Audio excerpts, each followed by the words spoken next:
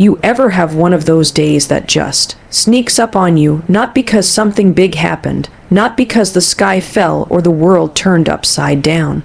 Just a regular, quiet Tuesday that wears you down little by little until suddenly you're sitting at your kitchen counter wondering why your chest feels tight and why you're this close to crying over an empty dishwasher. That was me. My husband wasn't home. He was out of town on work. He travels sometimes, no big deal, we're used to it. The problem wasn't him being gone, the problem was me. I was tired. Not just physically, but the kind of tired that seeps into your bones and makes even small decisions feel like climbing a mountain. I hadn't slept well. I'd been juggling way too much. The to-do list was a mile long. I was managing work, appointments, emails, making sure the dog got walked. Dinner was on the table. The school forms were signed. I hadn't even showered that day.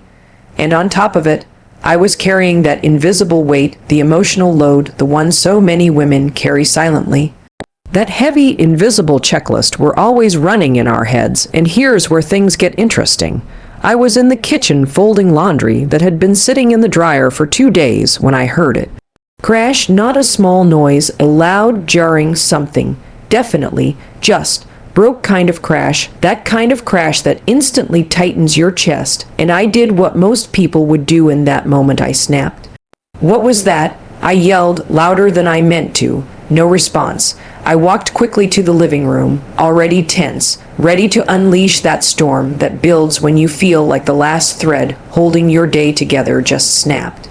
And there he was, my 12-year-old son, kneeling on the hardwood floor, next to a shattered picture frame, glass everywhere, and in his hands paper towels. He was trying to clean it up, and then he looked up at me and said, "Mom, I was trying to hang it back up for you. I wanted to surprise you."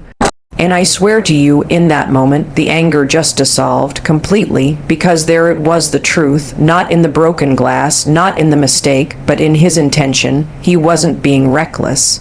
He wasn't doing something wrong. He was trying to do something right. He had noticed that the frame had fallen last week, and he wanted to fix it for me. He wanted to do something good, something kind, something thoughtful, and in doing so, yes, he made a mess.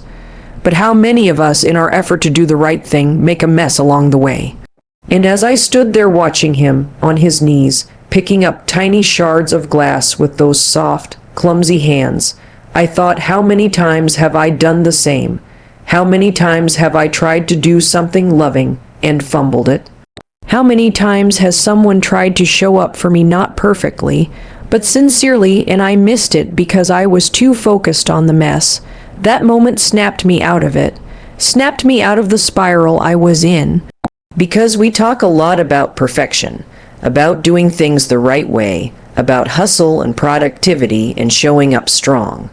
But we don't talk enough about trying, about the courage it takes to try, about how messy effort is still effort, and how beautiful it is when someone tries, especially a child, in the only way they know how. I walked over. I didn't yell. I didn't scold. I got down on the floor and helped him pick up the glass. We didn't say much. We just cleaned it up together, and after we sat on the couch, no phones, no distractions, just the two of us, and I hugged him. Not just because I was proud of what he did, but because I was proud of who he is becoming.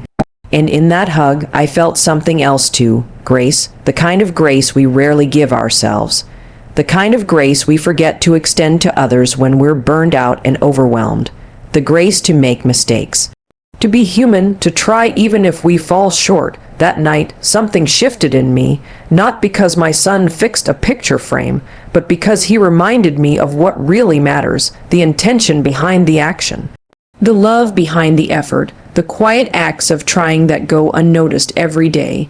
It wasn't about the broken frame. It wasn't about the mess. It was about the fact that he saw me. He saw that I was carrying a lot.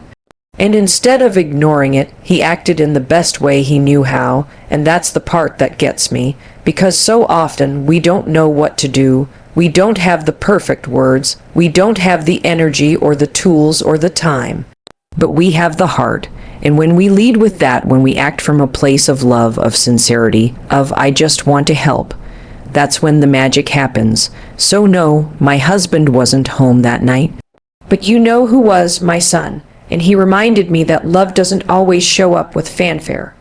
Sometimes it shows up on the floor with paper towels doing the best it can. And if that's not something to believe in, I don't know what is. Because sometimes the most extraordinary moments happen in the middle of ordinary messes when someone chooses to show up, even if they don't get it exactly right. And I hope no matter where you are right now that you remember this. You don't have to get it perfect. You just have to try. That's enough. You're enough.